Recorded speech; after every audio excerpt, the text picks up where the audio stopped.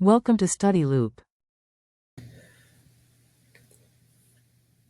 This is the answer to Chapter 22, problem number 6 from the Smith Organic Chemistry textbook. And this problem is asking us to consider a primary amide versus a tertiary amide, all other parts of the molecule being equal. The primary amide has a much higher boiling point than the tertiary amide. And at first glance, this might seem counterintuitive because generally, everything else being equal, a molecule with a higher molecular weight should have a higher boiling point than a molecule with a lower molecular weight. However, it is the case here that not everything else is equal.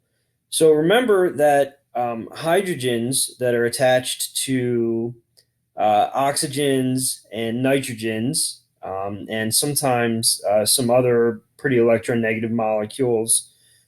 These hydrogens can participate in hydrogen bonding. And so the two hydrogens that are attached to the nitrogen of the primary amide can indeed participate in hydrogen bonding.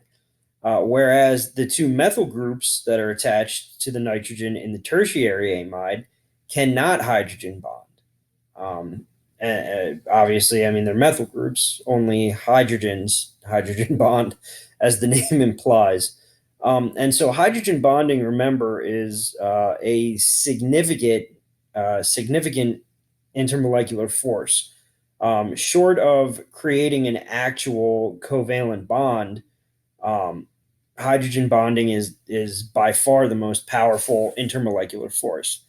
Obviously, covalent bonds are a little stronger, but the gap between the strength of a hydrogen bond and the next closest intermolecular force, like van der Waals and dispersion forces, the gap is massive. Hydrogen bonding is very strong, and so whenever you encounter a situation like this where something's boiling point is somewhat higher than you would expect, or even much higher than you would expect, the cause is often hydrogen bonding, and it's certainly something to watch out for.